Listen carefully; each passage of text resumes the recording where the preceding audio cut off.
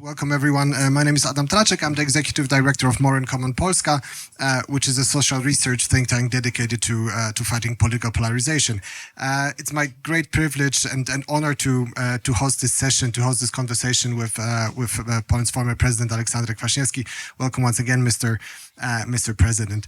And I know that today you want to focus on Poland, but given your expertise and your experience, we also want to hear from you about some of the world affairs going on currently, and of course the hottest topic that I would like to begin with is the beginning of Donald Trump's second term as president of the United States. There is quite a lot of confusion on how Europe should handle Donald Trump. What would be your advice for European leaders? It's first of all. Hello, everybody, and I'm very glad that I can be, maybe not as a cherry, but as a guest of, as a part of the cake, to be here in Polish Hub. I'm a Davos veteran, because I have to tell you that my first presence in Davos was 94. So many of you were even not born, and each year I'm here. I see how Davos, the WEF changed, not only in a good direction, in my opinion. I'm very much afraid that this giantism can destroy this very important event. When I've been as a president, 95, 2005. It was absolutely natural that, of course, the Congress Center was closed only by invitation, but then we had not so many security measures, security fences, etc. It was quite easy to go to the cafeteria, because all these cafeterias those time were open. Today all are closed or ordered or reserved or rented, something like that. And it was quite easy. I remember such a nice sunny day. So I, during the break in my duties in Congress Center, I decided to go outside, and in the cafeteria I met two Bills. One was Bill Clinton, the second one was Bill Gates. And they invited me to join them, and I spent nice 1 hour of my life together with two extremely important and interesting persons. But what I want to say, I'm very satisfied, glad, and I want to congratulate the organizers and sponsors that we have this Polish small piece of presence here in Davos. And I wish you to continue this idea, because Davos is important. We can like or dislike such kind of events, but it's necessary to be here. And thank you that this small piece of Polish territory we have in Davos this year. Now about Trump. Well, I tell you, I'm pragmatic. I'm realist. He's elected, and it's necessary to work with him. And I think Poland has a good situation, because we are important partner for America. We are, of course, not a strategic partner for the United States. It's necessary to be enough modest to understand it. But we are, and maybe the importance of Poland increased because of the war, because we are on the front line today. And America is absolutely a strategic partner for us. And we had quite good relationships with all American presidents. I remember Bill Clinton. I was working with George Bush closely. We were in this coalition of willing in Iraq together. I think the good relations we had with President Obama, and then first Trump, and then Biden, and now the second Trump. So that's his business as usual, I can say. Of course, today, and that would be, in my opinion, correct reaction from the incumbent president or next president, because they should be very official. And I, as ex-president, I can tell you a little bit more. I think with Trump we'll have many problems. Even decisions what he announced during first day are, in my opinion, some elements very dangerous. First, resignation of Paris climate agreement. The many governments in the world will understand it as a, this climate change is maybe only probably true. That is not a real problem. And finally, we can do what we want. The second extremely dangerous decision is resignation, the withdrawal from World Health Organization.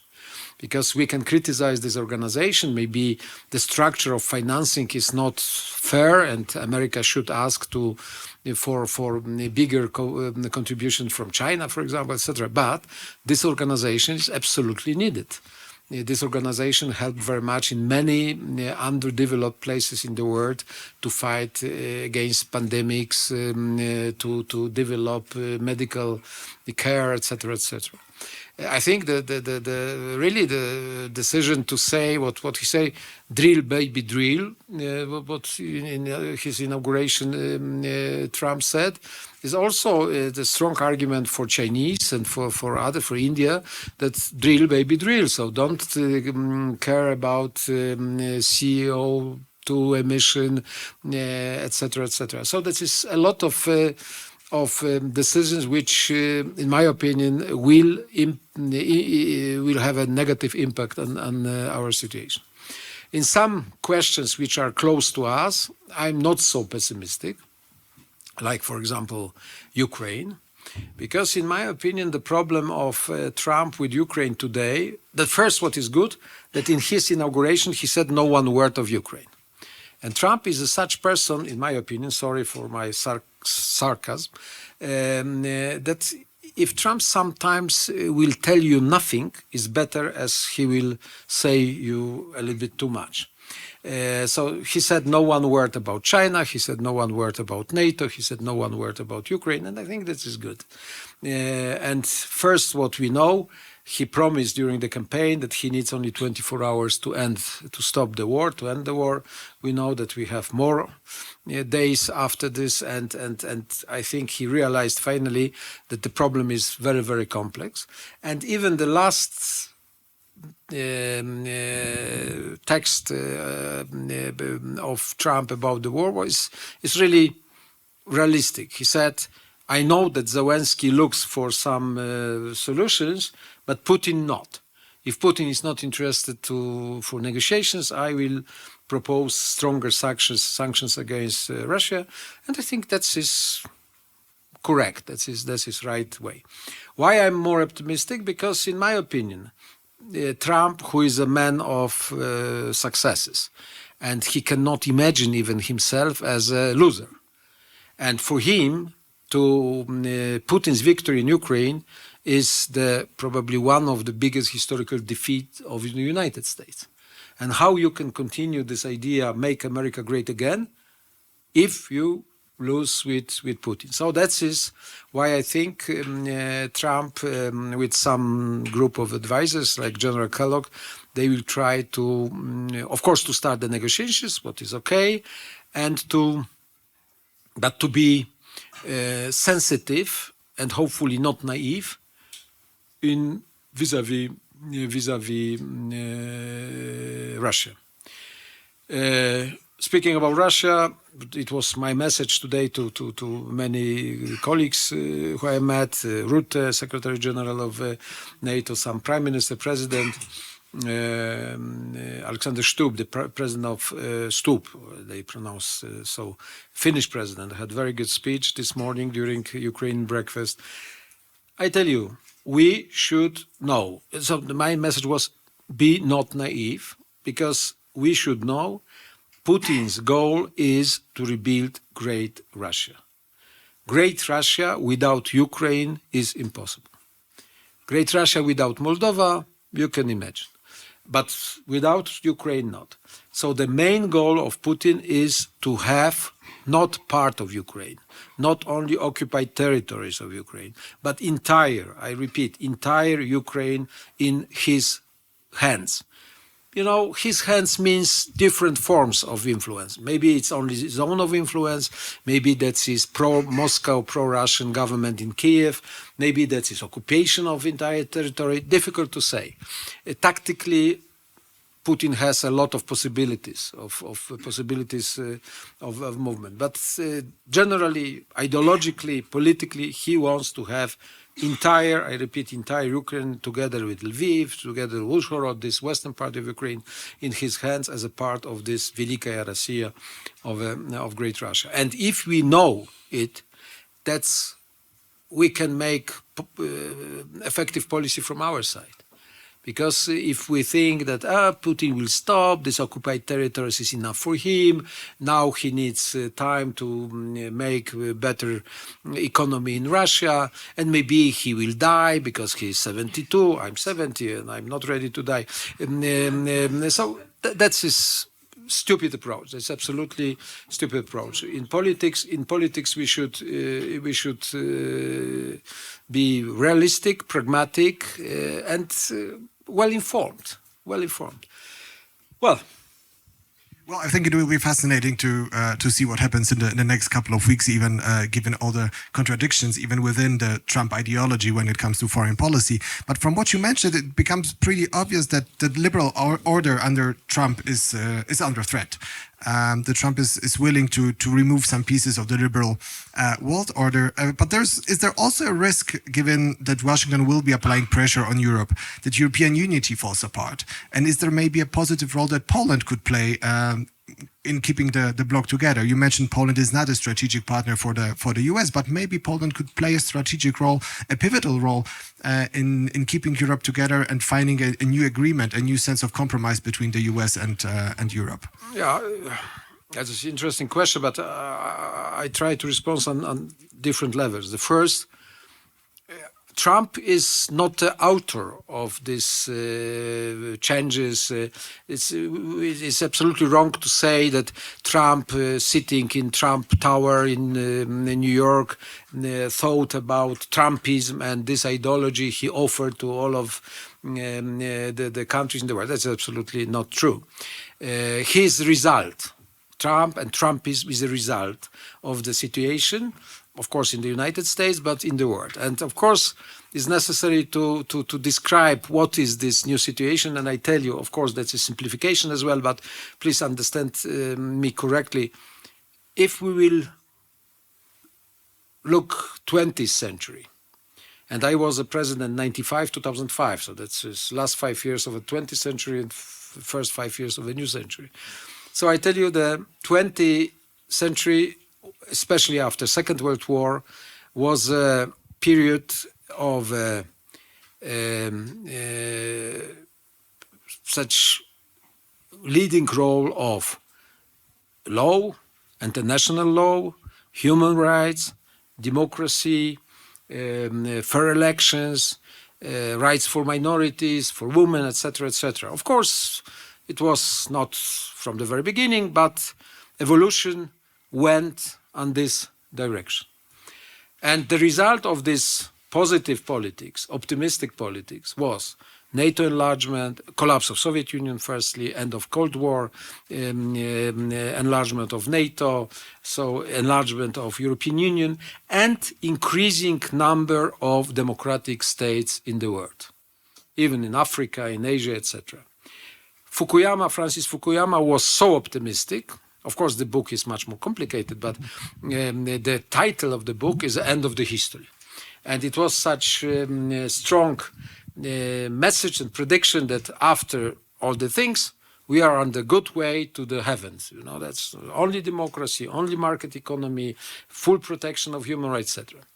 21st century showed us that it's not true. The situation is much more complicated. Because we had a long list of crises. The first was terrorist attack in the United States. Second was Lehman Brothers and financial crisis. Next was migration crisis and Angela Merkel and her policy. Next was COVID, absolutely unexpected drama, pandemic. And after pandemic, when we were enough healthy, and optimistic again, Putin started his aggression against Ukraine. So for 25 years is a really long list of tragedies. You know, and of course it's these tragedies, this conflicts and wars and all the things, they undermined very much all this mood of optimism, thinking about good future, etc. But it's necessary to understand why all these crises happen. What are the reasons? And I tell you, in my opinion, such main factors of this difficult 21st century are following. The first is technological revolution. And not the revolution is a problem, but the pace, the speed of all these changes is a problem. Because the people are not prepared to adopt all these changes, and these changes are, during very, very short time, are changing our life. Internet, now artificial intelligence, robotization, etc., etc. You cannot follow even this change. That's the first factor. The second factor is, in my opinion, is changing the world very much, is climate change. Because you see how much it influences us. You have huge territories without water, without problems with agriculture production, and because of climate change, you have a next factor which is changing our life now so much, is migration. Migration is nothing new. If you see the history of humanity, the migration was from the very beginning. But the scale of migration is absolutely unprecedented. That is something what we have to manage, and how to manage, especially if we in Europe, we are in extremely paradoxical situation. Because from one side, we are very much afraid about migration, organized crime groups, etc., etc. Okay, and that is absolutely legitimate fear. But secondly, because of demography in our countries, we need migration, we need migrants. We have very poor labor market. We need all these guys. So that's third element. Fourth element is why Fukuyama was so optimistic, because he thought, and many of us thought, that the time of ideological confrontation is finished. Because after Second World War, we had this deep confrontation, communism versus democracy. But today we have a new ideological confrontation. Democracy versus autocracy, what Biden described correctly during his first visit to Poland. So, and the temperature of this confrontation is high, and it will be higher even. So the next factor. And the next important element, this system which controlled the world after Second World War, it means Cold War, and this balance of fears between Soviet Union and United States was finished in 1991. The leading position of the United States is finished as well. It was 20 years, good for Poland, because we used this opportunity very, very effectively. And now, how looks the geostrategic situation in the world? Very chaotic, because we have new centers. All of them, they want to have leading role. United States, they want to keep this leading role. China wants to be number one. Russia has these imperialistic ambitions without strong arguments. Soon India will be next in this fight. European Union has arguments to be one of the main players, but is very much engaged in own issues, etc. So, long story, but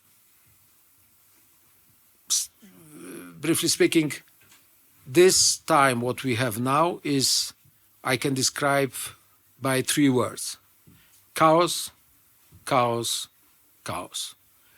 And that is why Trumpism, populism, such type of thinking, they have a good space to develop. Because in this complicated, chaotic world, the people, the voters, are expecting simple answers, simple recipes. And if you are a serious politician, and some who will ask you what to do with migration, for example, you need at least 1 hour, maybe more, to explain what is your plan. And if you will say, no, stop the fence on the border, deportation of the migrants, and that's it, it sounds good for many voters. That is a solution, it should work.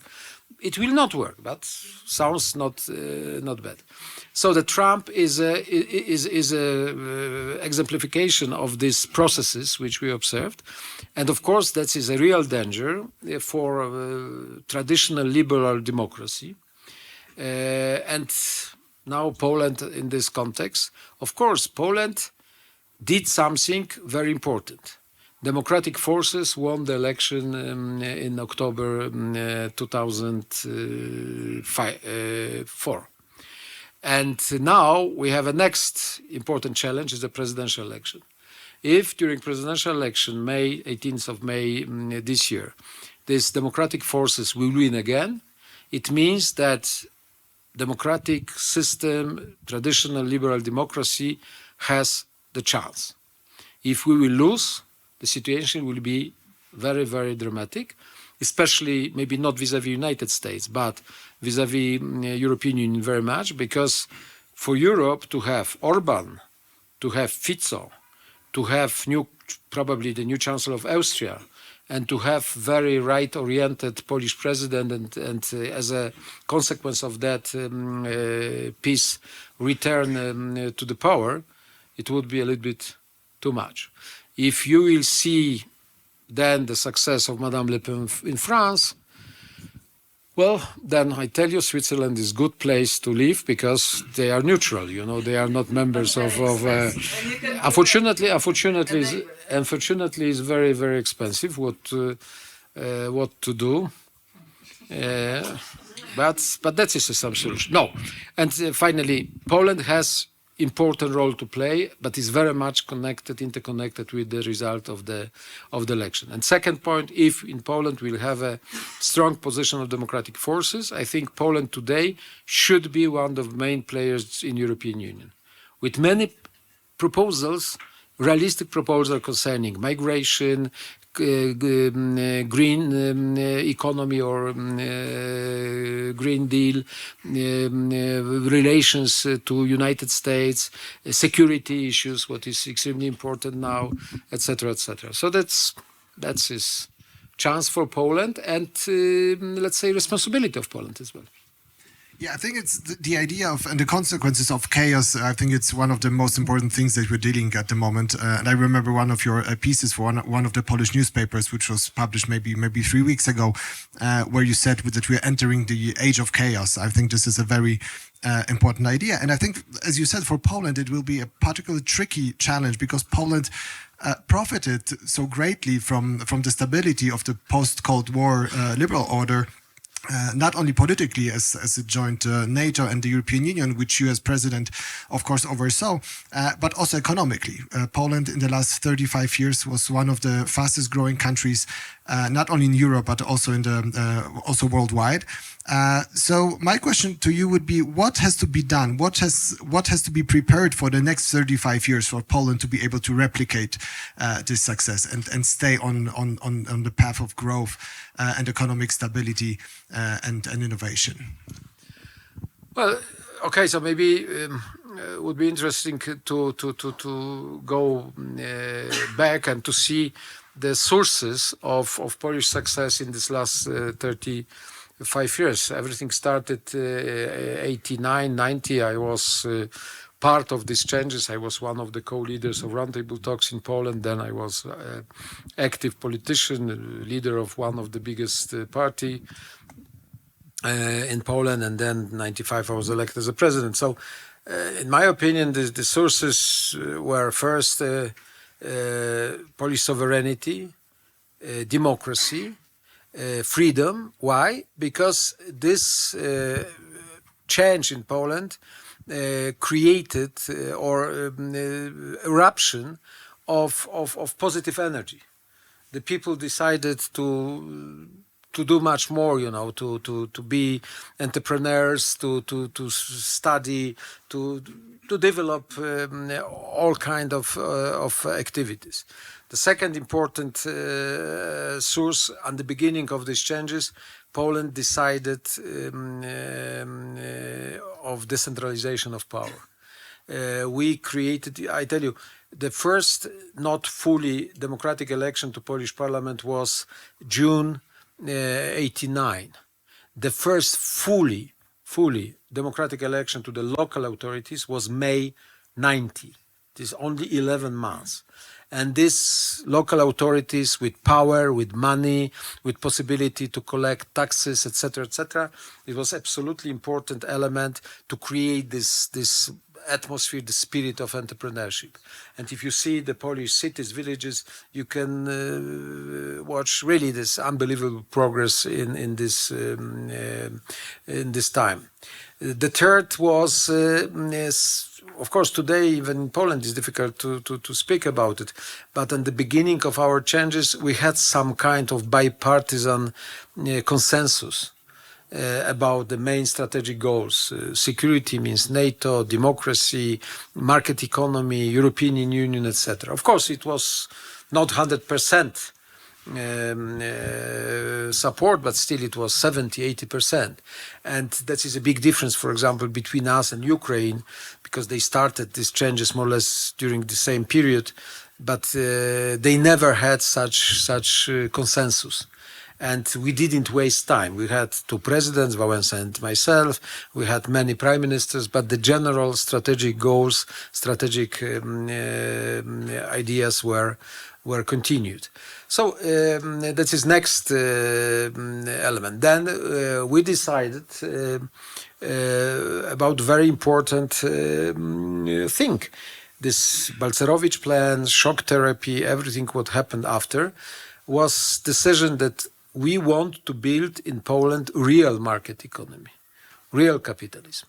And the task was extremely difficult because I tell you, in ex-communist countries, socialist countries, the problem was how to build capitalism without capital. And then, the next problem was that you can find in the libraries a lot of books about development of capitalism.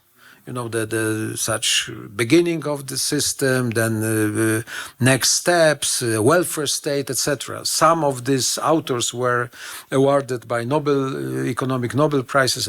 But in these libraries, you couldn't find even one book how to go from the communist and centralized economy into capitalism, into market economy.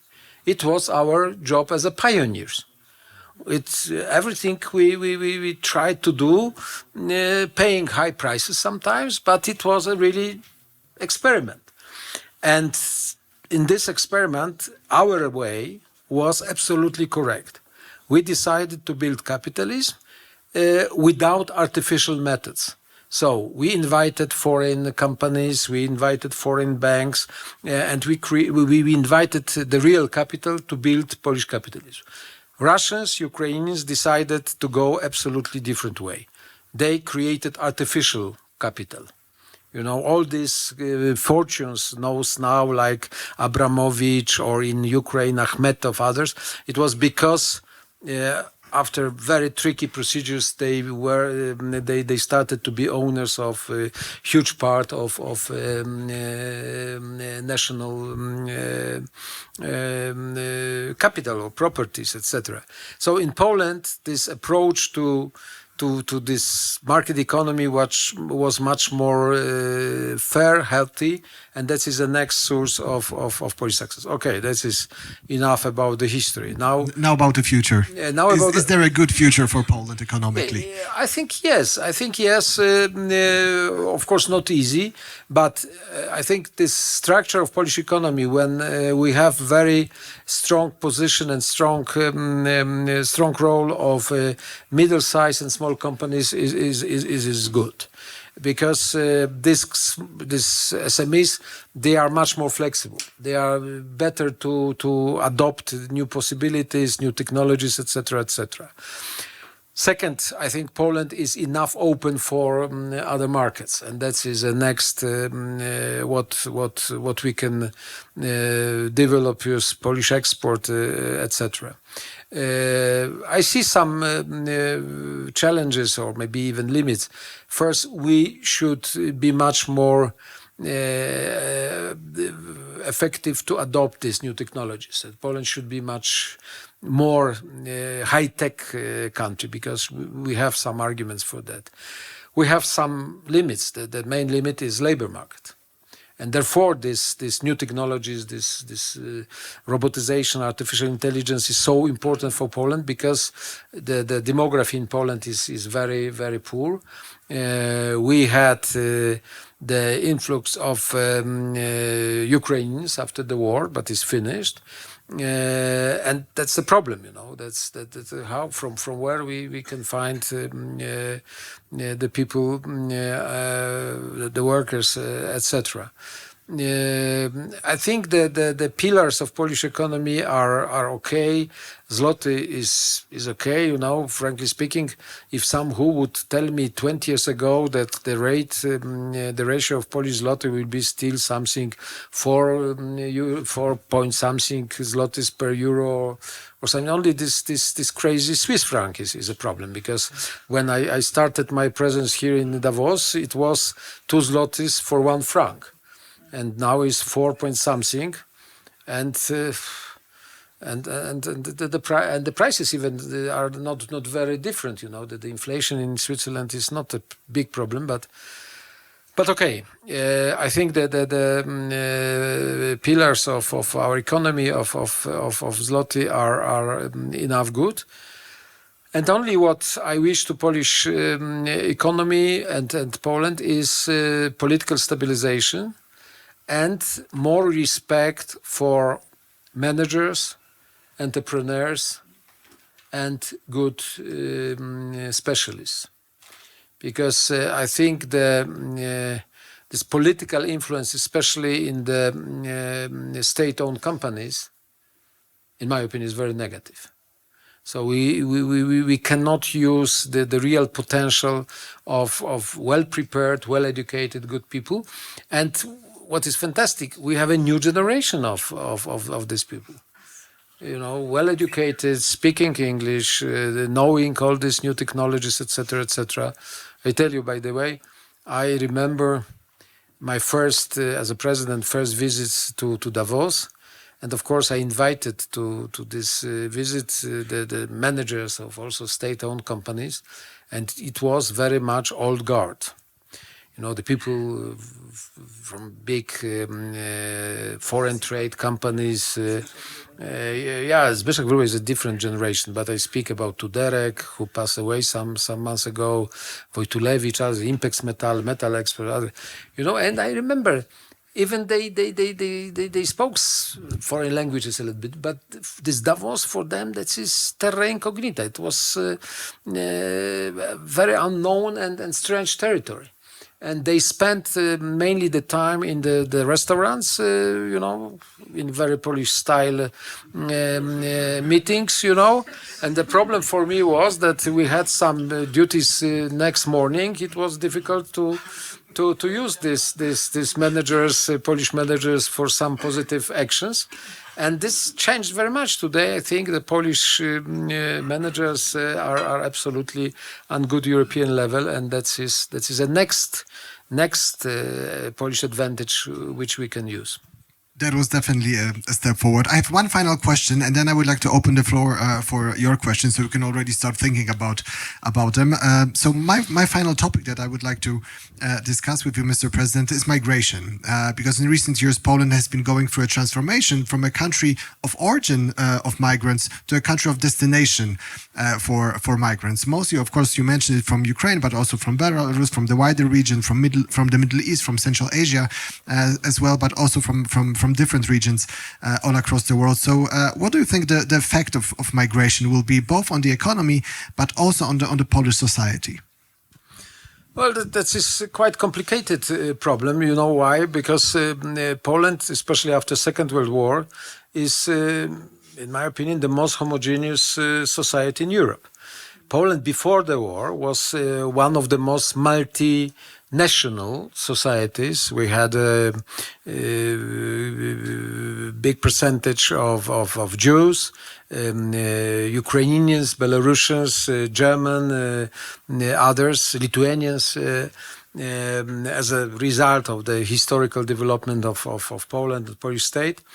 But now we are very homogeneous, and that is a first problem that is difficult for migrants to find the place in such very homogeneous society. And then for homogeneous, very Catholic society, it's not easy to accept all these migrants because they change these routines, traditions, etc., etc. But what you mentioned, we are in the situation that we need migrants because our labor market is very, very poor and we should be open. And then, of course, what Poland needs very much is a clever, open migration policy. And that's, I tell you, we are in the country which conducted last many decades such clever migration policy, means Switzerland. Because in Switzerland they accepted the specialists and they opened the possibility for, especially after some crises in Europe. The first wave of such migrants here was after 56 in Hungary, then 68 in Czechoslovakia, and the result of this open doors for migrants from Czechoslovakia after Soviet invasion is a position of Swiss tennis in the world. Martina Hingis, Wawrinka, the wife of Federer. The best coaches from Slovakia, from Czechia. They were here in Switzerland and they helped very much to develop. I understand that it's not the most important probably, but it's something. It's soft power. Yeah, it's soft power. But if you see the list of the doctors, engineers, etc. And then, you know, this Switzerland proposed the limits for migrants and also quite high expectations for migrants to reach the citizenship. And I think we should do the same in Poland.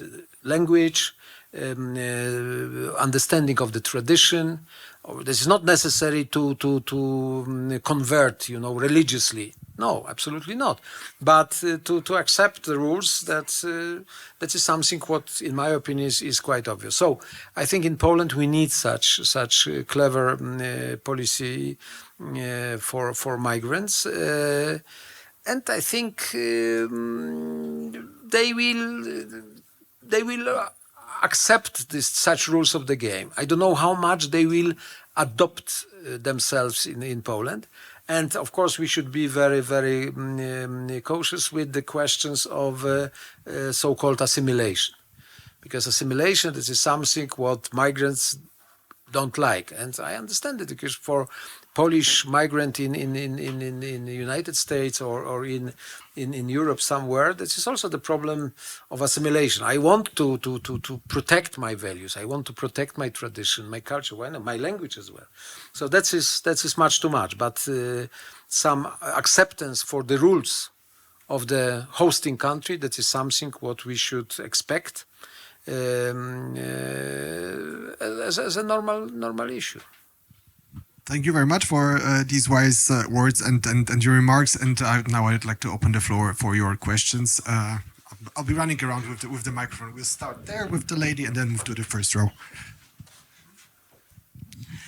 Good afternoon. My name is Jolanta Duda, and I had the pleasure to bump into President Kwaśniewski the other day here in Davos. And I already mentioned that I will be participating in the election, the coming presidential election in Poland.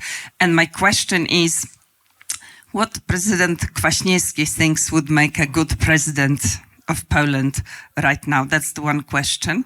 And the second question is, because what I would plan to do, if I would be lucky or blessed, I would like to make the legal system a little bit more stable in Poland, so there could be more investors coming to Poland, and also Polish people who are living overseas, and I kind of represent them because I have been working for an investment bank, JP Morgan, many years in London. So I think the stability would be great. But as the personality, what would make the good president, the future president of Poland? Thank you. No, I will start with the second question. I think really that is a problem.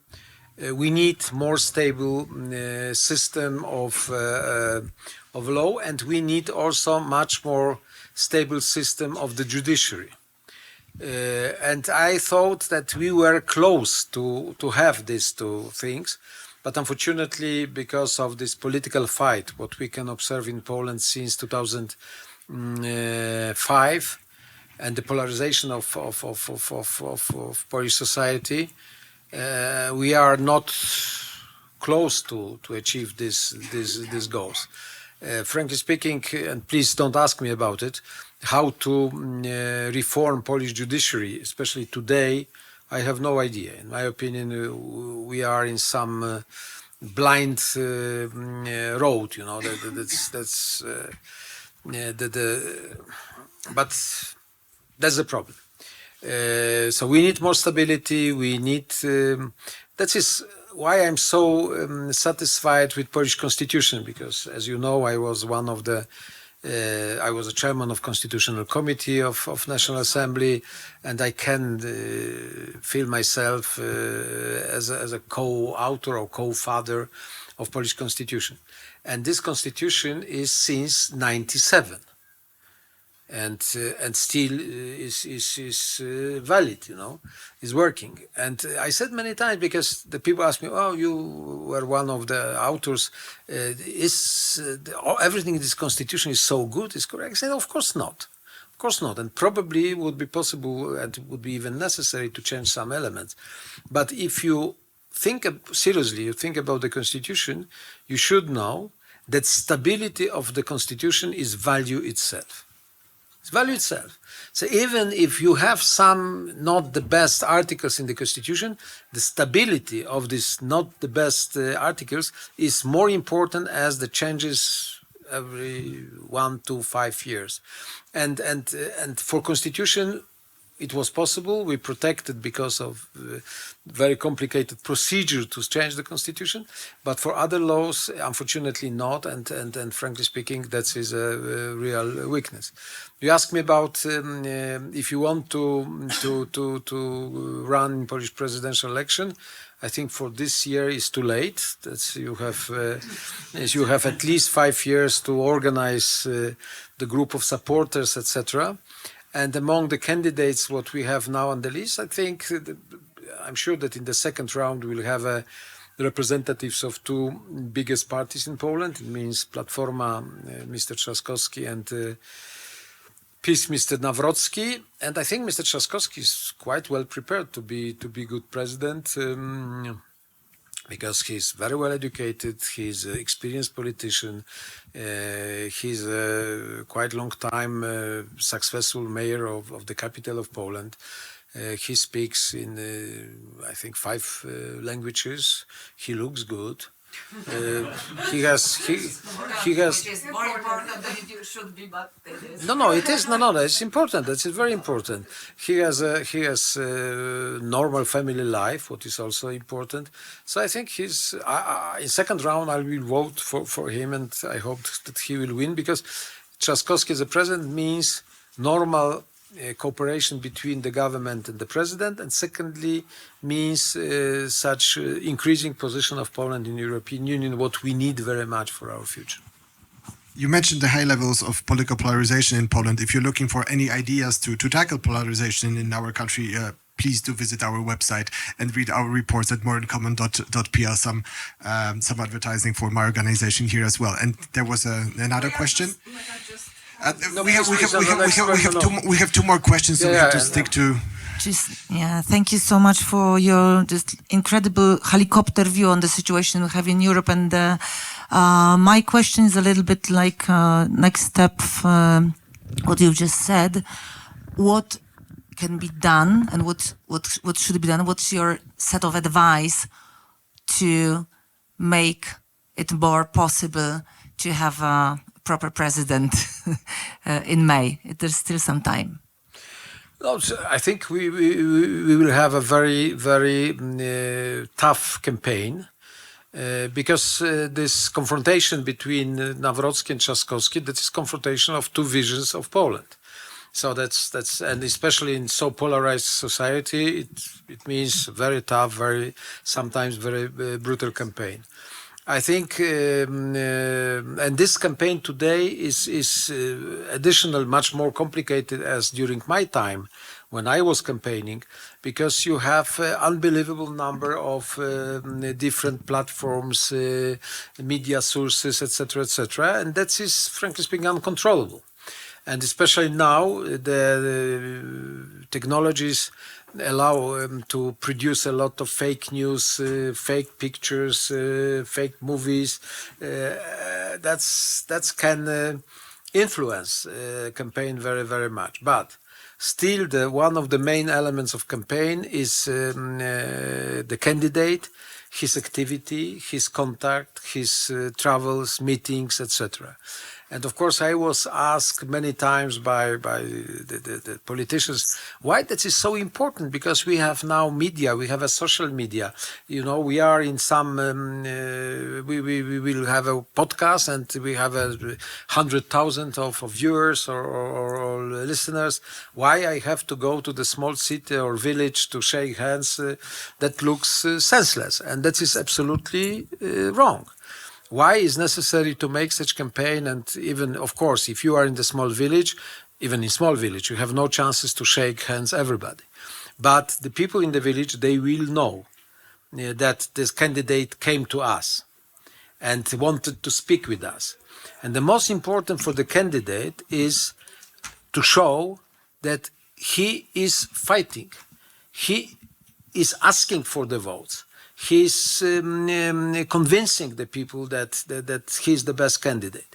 Because if he is absent, he's not there, why the people, the voters, should be interested about this candidate, you know? If he is not showing himself as an alternative, as a man with the program, etc. So I think this campaign, such face-to-face campaign, will play a very important role. I know that all candidates, they started these meetings, etc.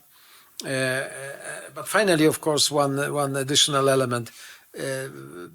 You know, for Trzaskowski, the problem is that he is the candidate of the majority. He's a candidate of a ruling party. He's a candidate backed by government.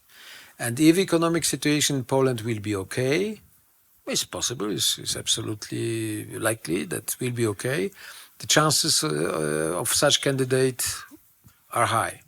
If, unfortunately, we will have a problem with inflation or some other economic troubles, then of course the position of the candidate of the ruling party is weaker. And of course, if candidate will try to tell the voters, look, I'm mayor of the city of Warsaw, I'm not responsible for these governmental mistakes or governmental misunderstanding or something like that will not work. That is absolutely wrong, because in the public opinion vision, he is a representative of the majority, and that is okay because he has chances to win, but the campaign will be very difficult. That is the reason, by the way, why PiS decided to have Mr. Nawrocki, because Mr. Nawrocki never was member of the government. He's enough young, he's 41 or something like that. And during the campaign, he can say, well, okay, maybe this decision of PiS government were not the best, but I'm not responsible. I didn't participate in this. How much it will work, I have doubts. But I think the sense of such, let's say, candidature is very much connected with this concept of campaign. Given how successful your presidential campaigns were, and especially that one in '95, which was probably the best political campaign ever. No, you ever don't remember. You were a child, or even you were not born. You know that's. I was already born, and I already registered the campaign. But you're very kind about my age. Thank you. There was one final question. No questions. No. So for last question, the last question question. normally is the most dangerous, but So- So just please keep it short if you can. I take this risk. I take this risk. Oh no, we had yeah. Yeah. But then I will find time for you as well. Okay. Please. So, yes, thank you very much. It's quite sentimental moment for me looking at you, especially that I visited Davos thanks to you in '97. So thank you very much for that. And having in mind today breakfast, which you mentioned, and President of Finland, I was also very much impressed. But what is my question, because I'm not expert in geopolitics, I would like to understand how and when Ukraine could stay part of NATO. And it was mentioned today, yes, that they should. Well, of course they should. I tell you, I have two strong arguments for NATO membership for Ukraine. The first is, if really we want to give serious security guarantees for Ukraine, that's only NATO membership is something serious. If you want to offer them again some piece of paper like memorandum from Budapest '94, it means nothing. So NATO membership is the real, and even if we'll have after all these peace negotiations or these frozen war negotiations, not 100% of Ukrainian territory, but less. Please remember, still close to 20% of Ukrainian territory is under Russian occupation. So that is something what I think is acceptable. This NATO membership. In my opinion, that is the point number one. Today, difficult because Putin is absolutely against. Trump, we don't know, but I think he's also not very much in favor. But we Europeans, we should, especially we in Poland, we should argue for this membership. And that's argument number one. And argument number two, we in Europe need more security. We need more potential to fight if this aggressive imperialistic Russian policy will be continued. And frankly speaking, Russian army is a decisive factor for our security. Because today we have the biggest European army in Ukraine, the most experienced army in Ukraine, the best prepared army to use new technologies, new drones, etc. in Ukraine. And we have absolutely the soldiers with a strong will of fight. They are ready to suffer. They are ready to fight. And if you compare Ukrainian army today with all European army, please don't ask me more. Because, of course, even in Poland, we have some soldiers, officers who served in Afghanistan, in Iraq, but that is a small piece of this small percentage of the army. In other countries, I tell you, this, especially this will to fight and acceptance for some sufferers is extremely limited. It's extremely limited. So I think for us, this Ukrainian army inside NATO and as an important element of NATO security is absolutely needed. When it can happen, I have no idea. Of course, if I would have a chance to discuss with Mr. Putin, we can use easily strong argument, because before the war, the main argument of Russia, of Putin, Lavrov, in many meetings, was Russia, for own security, needs so-called buffer zone. So the countries surrounding Russia, which are not members of NATO. But this doctrine collapsed. Today you have Finland, member of NATO. You have Sweden, what is absolutely sensational. After some more than 100 years, or even almost 200 years of neutrality, they decided to be NATO member. So if Sweden can be in NATO, Finland can be in NATO, Poland is in NATO, Baltic states, why Ukraine cannot be? Of course, Putin will, maybe he will tell it even openly, because he wants to have Ukraine no zone of influence. But from our side, I think that would be very important to do.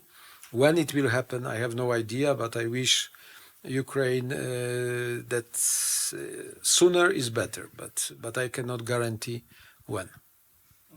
And So last. we do still have room for one more question. Okay, I would like to play a hypothetical scenario with you. Given your experience in the area, let's imagine that you were requested or asked to help to orchestrate or mediate the solution for the war in Ukraine.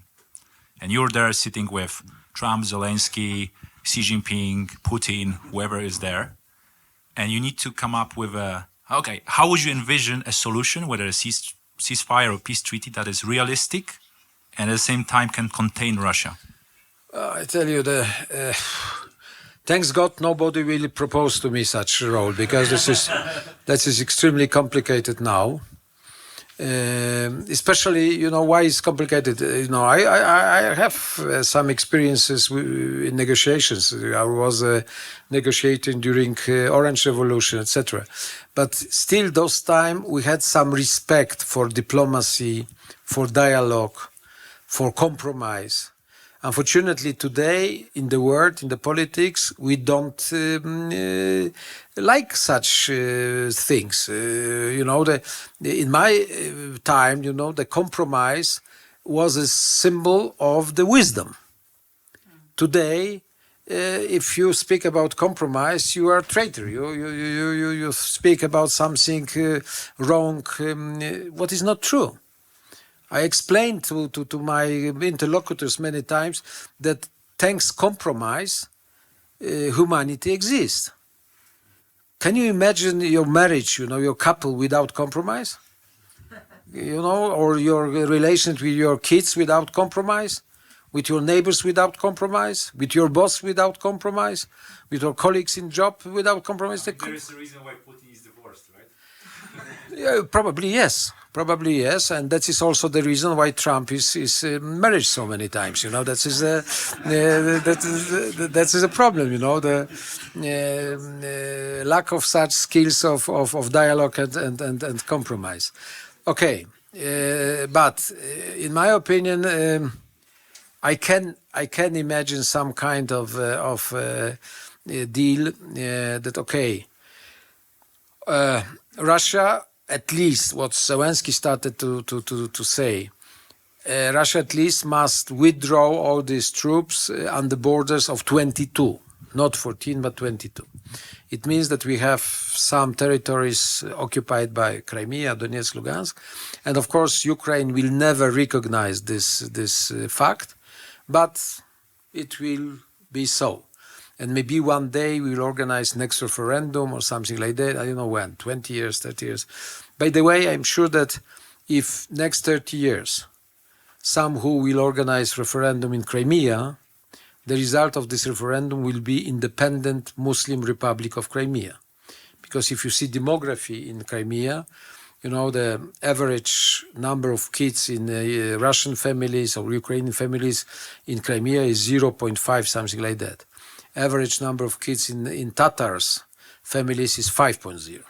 So that 30 years is enough to have a huge majority for Tatars, the original citizens or the original people of this land. But okay, element of this compromise. The second, this 80% of Ukraine territory has full rights to be member of European Union first. Of course, that is process, we need negotiations, time, but Russia has nothing to say and will not undermine this process of European membership, EU membership. NATO as a security guarantees for Ukraine. And of course, some kind of, if would be necessary, of demarcation line between Ukraine and Russia, maybe not for decades, but for some first years, to stop the wars, to stop violence, to stop attacks, etc., etc. And of course, for this deal, we need China very much as a strong partner, because I tell you, my opinion is that Putin respects only two leaders now in the world. And unfortunately, it's not Mr. Trump. These two leaders are President of China, Xi Jinping, and Erdogan, President of Turkey. And I think these two guys should be involved in the process to find a solution.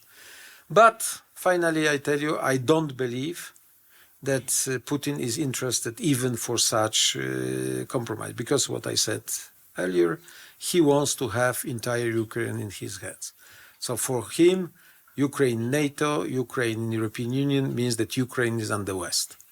And in my opinion, knowing how the process of this westernization of Ukraine is going, these two decisions, NATO and European Union, means that the process of westernization of Ukraine will be irreversible. And that is the main fear of Mr. Putin. He wants to keep Ukraine on his side, and westernization based on such strong decisions, NATO, European Union, means that this dream is finished. Mr. President, thank you very much. It was rightly said at the beginning, it was a whole delicious cake, not only a cherry.